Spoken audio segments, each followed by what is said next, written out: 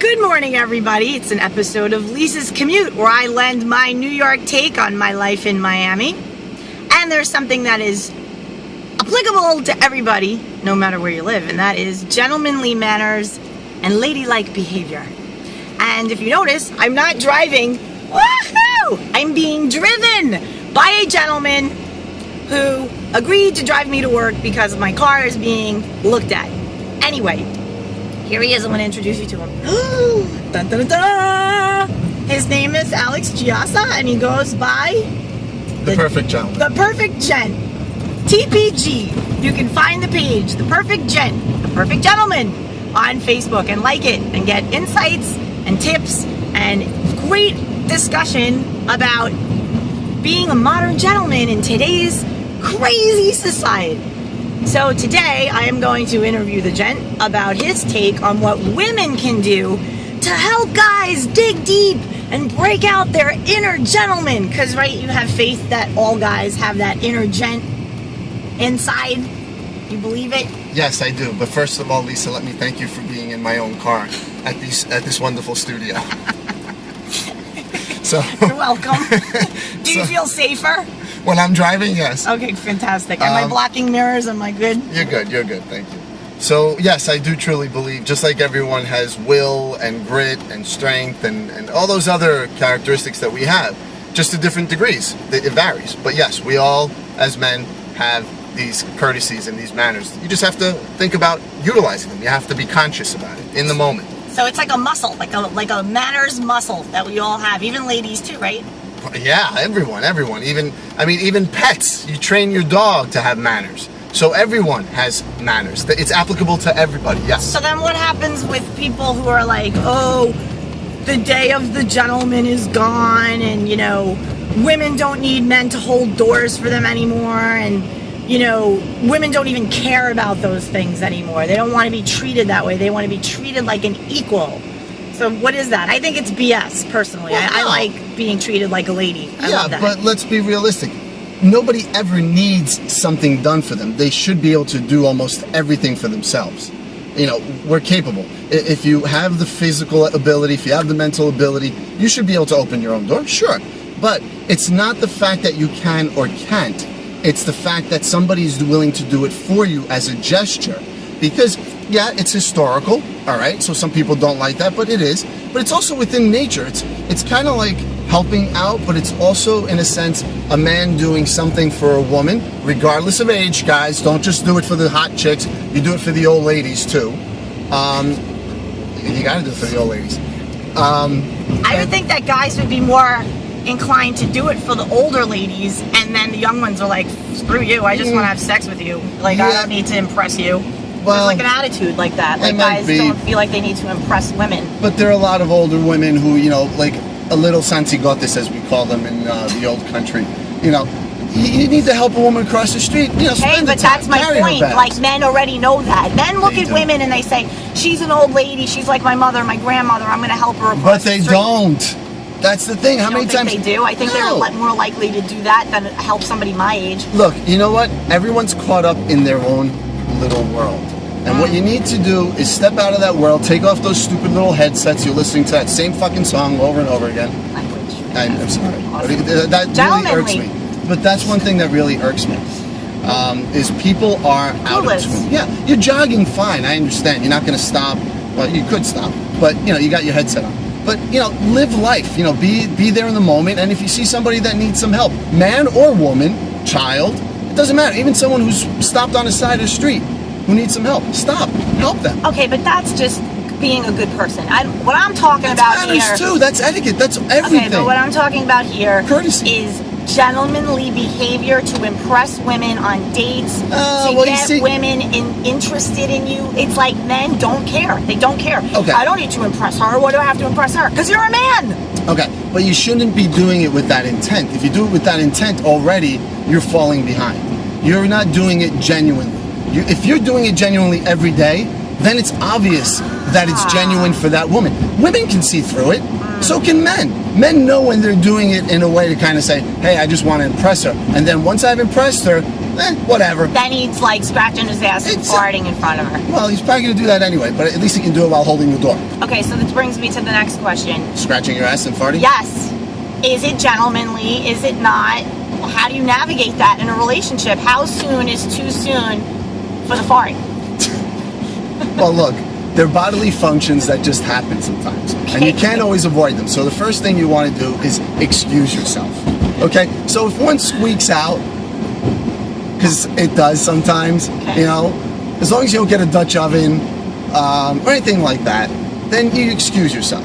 Everyone farts. This is like a modern, this is like my point. It's more of a modern gentleman. Well, then run out of the room and fart. But, you know, what the hell do you want me to tell you? Yeah, it's really that simple. Yes. Here.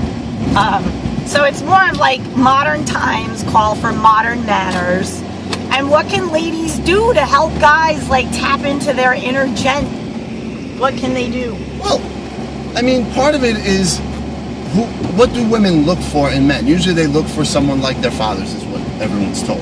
And, you know, some women would argue that, but it's true. We all look for what we know because it's comfortable and it's already a familiarity. So basically, if your dad is a Neanderthal, you're probably going to be cool with Neanderthal men. And then you're fine with that. That's all you know. And if that's how you want to be treated, if that's okay with you, that's okay. Okay? No, it's not. No, it isn't. No, for a woman, because it's creating a society of freaking half-assed, non-gentlemen Neanderthals. You're missing it because, look, a woman might want her doors opened, but yet she's okay with a guy not helping at home, you know, with like domestic domestic duties, right? Yeah, you know, so it all varies. You're gonna have a give and take, and that's how it is with everything. Some women don't care for their door open. You know, my mother rarely had my father open the door for her. Right, but he did other things for her. But he did other things. He cleaned the kitchen and the bathroom. That was his thing. But that's chores. Like, I'm talking gentlemanly gestures. Like, you pick a girl up for a date. You drive to her place and you pick her up. Now, because this is modern times and a lot of ladies don't want guys to know where they live because they can stalk them and be cuckoo cray cray if they open the door. Like if the date you know, think of it, the date doesn't work out for her but he's still into her, he now knows where she lives. So these are the concerns that women have and they're valid, but it gets in the way of allowing a guy to do the gentlemanly gesture. No, it doesn't, because you meet them at the restaurant. You pull out their chair. You put. I mean, I don't go putting napkins on anyone's lap. No, that's a little much. But that's what the waiter is there for. So even the waiter does pull out the chair. Not in Miami. Well, not in a lot of places. Not in a lot of places. It's true. But, you know, holding out the chair, standing when a woman gets up, not eating at the same time, you know, not eating until everyone has their food, eating in a mannerly way, in an etiquette way, you know, not like scooping your food, like a Neanderthal, as you like to refer. No, I can't say that. All those things are very important. Dialogue, conversation, you know. Look, it depends. There was a friend of mine on Facebook who said that she was out on a first date with this guy, and the first thing he said to her, one of the first things he said was, "Hey, nice ladies," referring to her chest. And she's like, "Well, there goes that date." And I'm kind of laughing at this because she put it on Facebook. Why would you say that? It's true. I said he should have saved it for like the 4th or 5th date, you know. Well, develop rapport with someone before you start with the sexual innuendo. Like guys lead with the sex, they go right away with the sex. Not gentlemanly. Yeah, but women do too, and that's what has confused men just as much. You see, look, let's be realistic. Men follow what women do. Women set trends because set the pace. Yes, they set the pace. Why? Because women spend more money on a lot of things. They do more things, and they drag men with them. You know, vacations, buying clothes, styles, trends. Women really lead that. It's all done for women, sometimes by a man, sometimes by a woman, and men follow. You know, so that's like a new thing, though. That has to do with like socioeconomic and how women make more money and therefore have the means by which to buy, spend, and make decisions. That the guys kind of got lazy and say, you know what, let her decide. Because let me tell you, 20, 30, 40 years ago, while a woman sat at home and she wasn't happening that way. It was like, you know, man goes, earns the money, woman might have a side job, a little extra money thing. But like typically the woman or one of the spouses like managed the finances, and then the other person, you know, got allowance or whatever, however way that works. I have no clue. I never lived that life. So you look at Leave It to Beaver, for example, and some of you would never have heard of that show, and you Google probably think it's a sex game. Google Leave It to Beaver. It's a sex game. So watch like Leave It to Beaver, and then watch I Love Lucy. Lucy was a good example of porn a show. woman. No.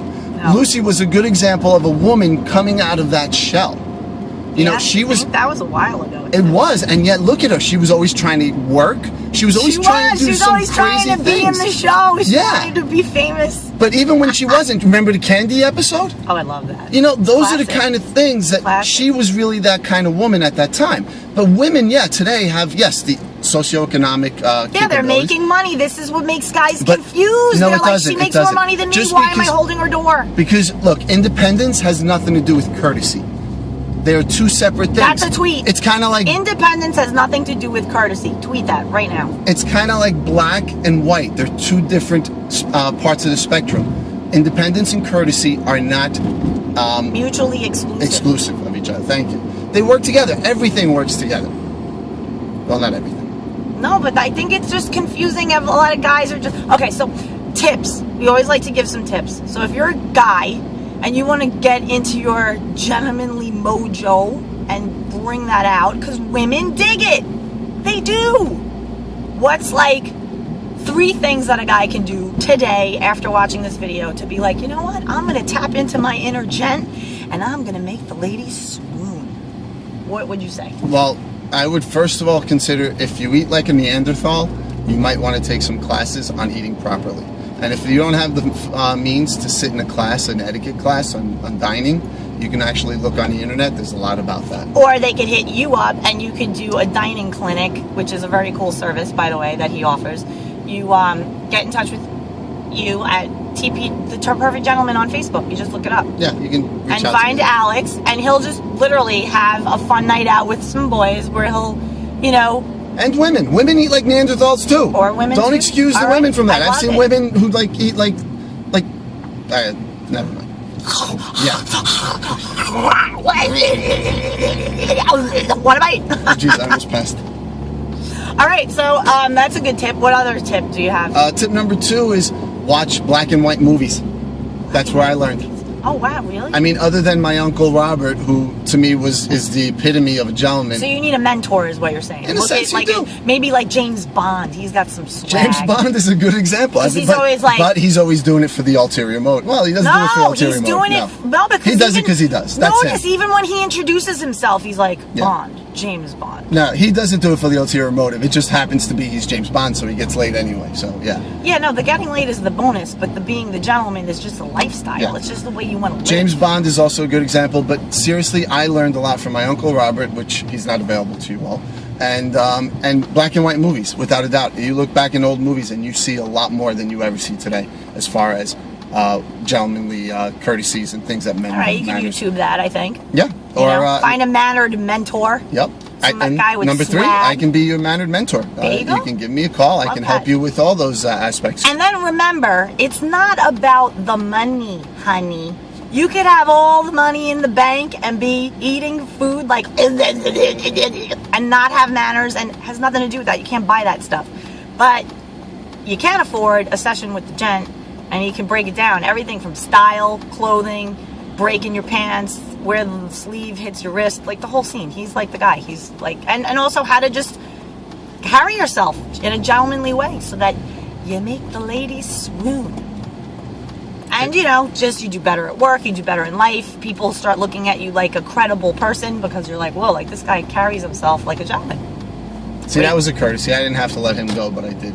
Well, otherwise then you kill him and then you're wearing an orange jumpsuit. No, but I could have cut in front of him. I could have done things. These are things that we do. By doing that, it expands your mind to do more things for other people, even women. I love this. So it's just triggering certain things, values. That's what it is. That's a value. That's a core courtesy. All right, he's got to cross. I'll let him cross. I don't mind waiting. What's an extra 30 seconds? So gentlemanly behaviors and ladylike behaviors helps society evolve to something better.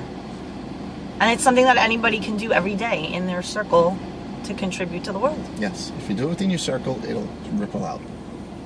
It's like when you take the pebble and you throw it into the sea and it makes a wave. Ripple effect. I like it. Yeah.